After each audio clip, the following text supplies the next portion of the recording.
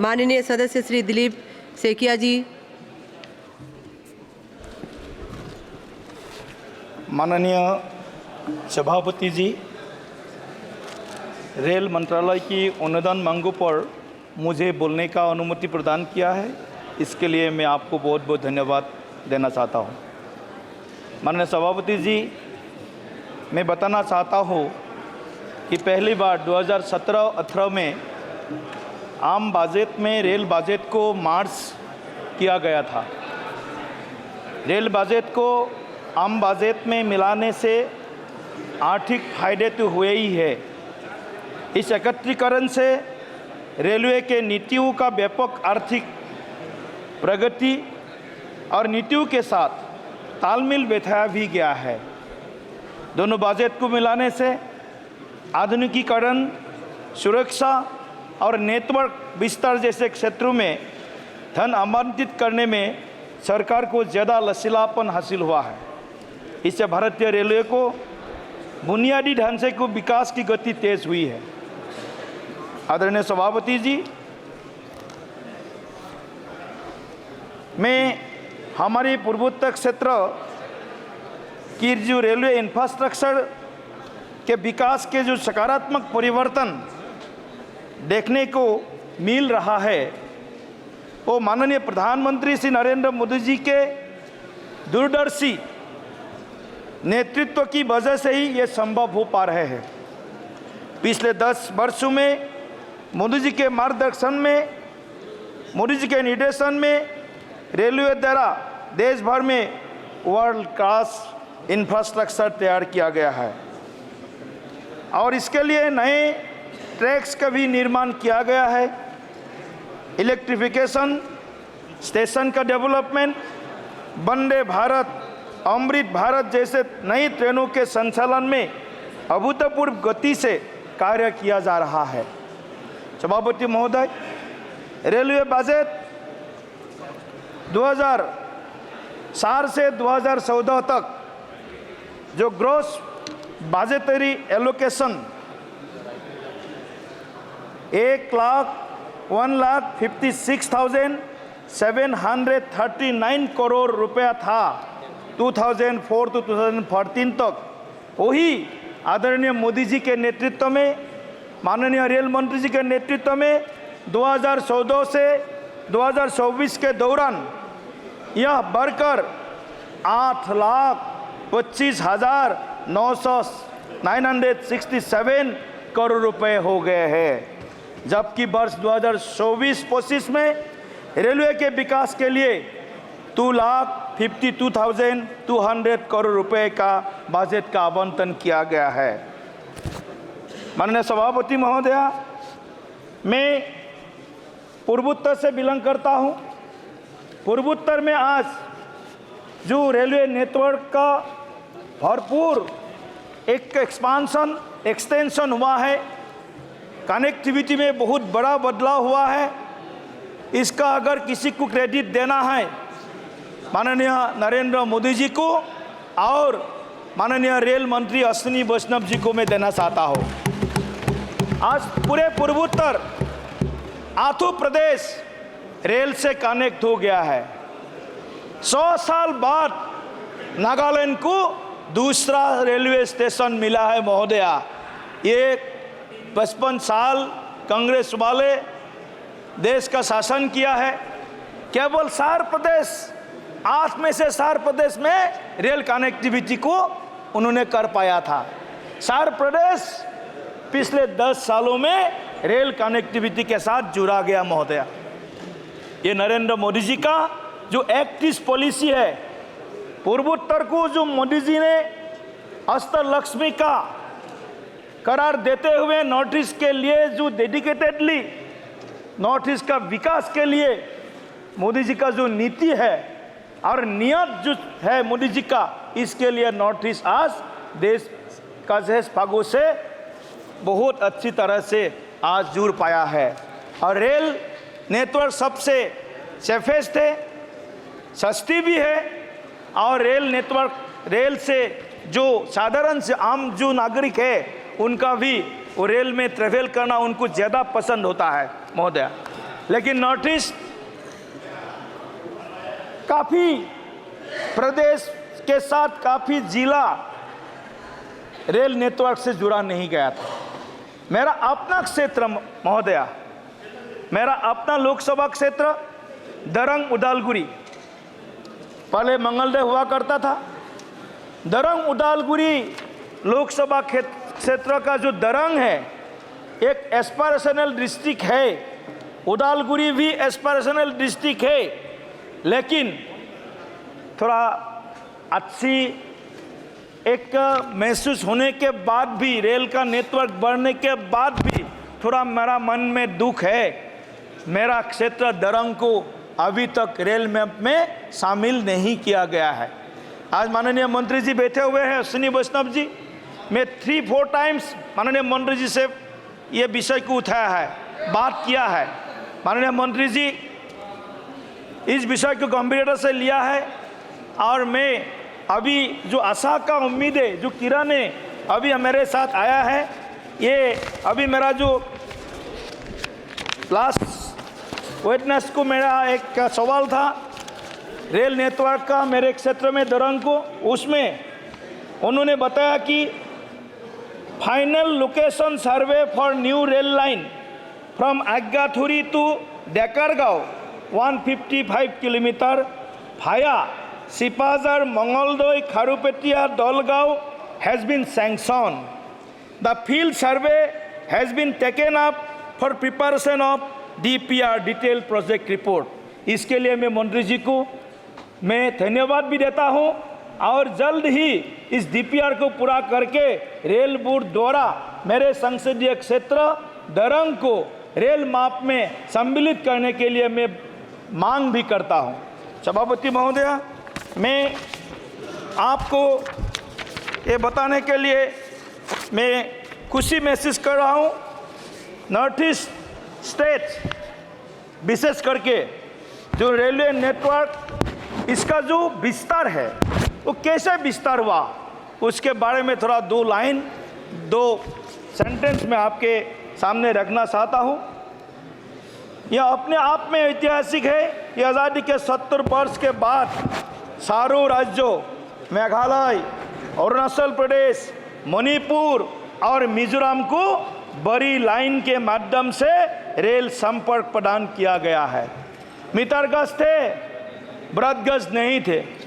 Metre गज को convert करने का काम किसी सरकार ने पूर्वोत्तर में किया है तो नरेंद्र मोदी जी का सरकार ने मीटर गज को ब्रॉड गज में कन्वर्सन करने का काम किया है। नॉर्थ ईस्ट में वही डीजल इंजन चलता था, कोयले का इंजन चलता था रेलवे में। अगर नॉर्थ ईस्ट में रेल लाइन रेल में इलेक्ट्रिफिकेशन हुआ है तो मोदी सरकार के नेतृत्व में पिछले 10 सालों में, पिछले 8 सालों में हुआ है महोदया। मैं इसके लिए भी मोदी जी को, रेल मंत्री जी को बहुत बहुत धन्यवाद देना चाहता हूँ। पिछले 10 सालों में मेघालय को पहली बार रेल कनेक्टिविटी मिली, मैं बोला हूँ, जबकि अरुणाचल प्रदेश, मणिपुर और मिजोरम को रेल कनेक्टिविटी और अधिक मजबूत हुई है। 2022 में पहली मालगाड़ी मणिपुर के लिए तामेंगलोंग जिला को रानी गाइडेनलू रेलवे स्टेशन पहुंची। ये रानी गाइडेनलू स्टेशन दूसरा स्टेशन है, तो इसमें पहुंची भले मालगाड़ी। इसके अलावा हाल ही में भारतीय रेल द्वारा मणिपुर के खोंगसांग तक पहली बार फूड कॉरपोरेशन ऑफ इंडिया द्वारा भेजा गया चावल पहुंचाया गया है। महोदया, मैं पूर्वोत्तर भारत की पहली सेमी हाई स्पीड ट्रेन 29 मई 2023 को शुरू की गई, जो गुवाहाटी और न्यू जलपाईगुड़ी को जोड़ती है। 2023 में पहली बार ये वंदे भारत एक्सप्रेस न्यू जलपाईगुड़ी से गुवाहाटी तक शुरू की गई। इसके लिए भी मैं माननीय मंत्री जी को बहुत बहुत धन्यवाद देता हूँ। हालांकि सारे देश में 102 से ऊपर वंदे भारत एक्सप्रेस ये ट्रेन, सुपरफास्ट ट्रेन, सभी सुविधाओं, वर्ल्ड क्लास फैसिलिटी के साथ ये ट्रेन चलाने का जो एक अच्छा निर्णय मोदी जी के नेतृत्व में हुआ, ये भारत के योगाযোগ कम्युनिकेशन क्षेत्र में बहुत बड़ा एक उपलब्धि है। महोदया, मैं मोदी जी को फिर से एक बार धन्यवाद देना चाहता हूँ अश्विनी वैष्णव जी को धन्यवाद देना चाहता हूँ। बुलेट ट्रेन के लिए जो भी अपने प्लान, जो भी हमारे आगामी योजना है, परियोजना है, वो जल्द ही जल्द इस बुलेट ट्रेन परियोजनाओं को हम वास्तव में वो होकर आए, इसके लिए भी अभी मैं एक अग्रिम शुभकामनाएं माननीय रेल मंत्री जी को, माननीय प्रधानमंत्री जी को देना चाहता हूं। सर्वे करा लिया है जी। माननीय महोदय जी, मैं एक विषय माननीय मंत्री जी को ध्यान आकर्षित करना चाहता हूं। ब्रिटिशर्स ने आज़ादी के पहले ऊपरी असम में, अपर असम में एक रेल लाइन बैठाया था। और रेल लाइन माकुम से दांगोरी तक 31 किलोमीटर का था। ट्रेन चलती है, लेकिन 31 किलोमीटर का ये स्केच, ये रेल लाइन, ये रेल माकुम से दांगोरी पहुंचने के लिए 3 घंटा लगाती है, 31 किलोमीटर। क्योंकि वहाँ पर जो ये मैन वो जो गेट होता है, वो कहीं पर भी उसका ये नहीं है, मैन गेट नहीं है। तो इसके लिए अनमैन गेट करने के लिए मैं उस जो एक हेरिटेज रेलवे लाइन बोल सकते हैं, वो माकुम से दांगोरी तक उस रेल लाइन को नए सिरे से बनाने का, उसमें ज़रूरत होने से ROB जो भी ज़रूरत है उसमें बनाने का मैं माननीय मंत्री जी को मैं अपील करना चाहता हूँ। अध्यक्ष सभापति महोदय, मैं अपील करना चाहता हूँ, देश भर में भिस्ताडोम ट्रेन का बहुत बड़ा एक क्रेज है। भिस्ताडोम ट्रेन से भारत के हेरिटेज, हमारे इकोलॉजिकल जो अपने पर्यावरण से के साथ साथ जो हमारे रिच कल्चरल हेरिटेज है, उसको भी देखने को मौका मिलता है। तो मैं नॉर्थ ईस्ट सहित पूरे देश में भिस्ताडोम ट्रेन का सेवा और ज़्यादा बढ़ाने के लिए मैं मंत्री जी को मैं आह्वान करता हूँ। माननीय सभापति महोदय, मैं मंत्री जी को धन्यवाद देना चाहता हूँ। पिछले 2023-24 में रेलवे बजट के लिए नॉर्थ ईस्ट को 10,376 करोड़ रुपए आवंटित किया था।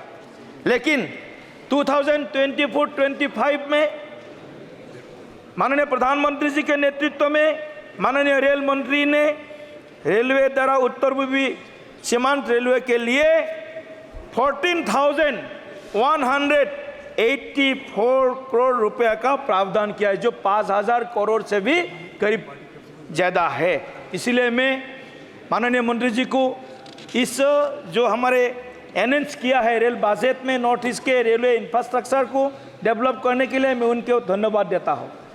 सभापति महोदय, जो नॉर्थ ईस्ट में करीब 96 रेलवे स्टेशंस को अमृत भारत स्टेशंस में उसको लिया गया है। अमृत भारत स्टेशन में देश भर में करीब 505 रेलवे स्टेशन 24,000 करोड़ रुपया लगा करके वो विकसित किया जा रहा है, वर्ल्ड क्लास फैसिलिटी देने जा रहा है। उसका काम शुरू हो गया है देश भर में। आसाम सहित पूरे नॉर्थ ईस्ट में 96 ऐसे रेलवे स्टेशन है जो अमृत भारत स्टेशन के अंदर में इसको लिया गया है। मैं मंत्री जी को मैं अनुरोध करता हूँ, नॉर्थ ईस्ट जो साउथ ईस्ट एशिया का गेटवे है, नॉर्थ ईस्ट में भी गुवाहाटी है, डिब्रूगढ़ है, सिलचर है, पूरे अरुणाचल प्रदेश है, सभी नॉर्थ ईस्ट के जो अपने कैपिटल सिटीज़ है, कैपिटल सिटीज़ को आपको रेल नेटवर्क से जोड़ने के लिए और कई सारे जो लॉन्ग डिस्टेंस ट्रेन हैं, जैसे ईटानगर से आपको चेन्नई तक, गुवाहाटी से लेकर के आपको बेंगलुरु तक और कई सारे ट्रेन का ज़रूरत है। इसलिए मैं मंत्री जी को अनुरोध करता हूँ, और जो अमृत भारत स्टेशन में रोहिंग्या का एक मेरा कॉन्स्टिट्यूएंसी के अंदर रोहिंग्या है, रेलवे डिवीज़न है, वहाँ पर करीब 34 करोड़ का अमृत भारत स्टेशन का नया एक स्टेशन नया सुविधा के साथ निर्माण किया जा रहा है। लेकिन उसमें एक थोड़ा सा मेरे को थोड़ा सा उसमें बदलने का आवश्यकता मैं अनुभव करता हूँ। जो वहाँ पर जो एक एक 24 करोड़ का लेकर के वहाँ एक एक्सीलरेटर बनाया गया है, उसको मैं देखता हूँ 34 करोड़ में 24 करोड़ उसी धन्यवाद के लिए माननीय रखा गया सदस्य, धन्यवाद। तो प्लीज उसको थोड़ा कंप्लीट सा करिए। जांच करने के लिए मैं अनुरोध करता हूँ। बाकी और ज़्यादा नहीं बोलना है। सभापति महोदय जी, धन्यवाद। रेल मंत्री जी को मैं फिर से एक बार धन्यवाद देता हूँ। आने वाला समय में दरंग निश्चित रूप में रेल मानचित्र में शामिल होगा और देश में रेलवे नेटवर्क से हजारों करोड़ों जो आम जनता है उनको और सुविधाएं मिले। जैसे हवाई चप्पल वाला हवाई जहाज में उतरने का काबिल हो गया है, रेल में हर प्रकार के लोग, कृषक से लेकर के जो आम जनता, सब लोग रेल में सफ़र करने को सभी सुविधाओं के साथ उनको मौका मिल रहा है। इसके लिए मैं प्रधानमंत्री जी को फिर से एक बार धन्यवाद करता हूं और नॉर्थ ईस्ट को फिर से रेल मानचित्र में और ज़्यादा जगह मिले, इसके लिए मैं मंत्री जी को फिर से मैं मांग करते हुए मेरा विषय यहाँ पर समाप्त करता हूँ। बहुत बहुत धन्यवाद। नमस्कार।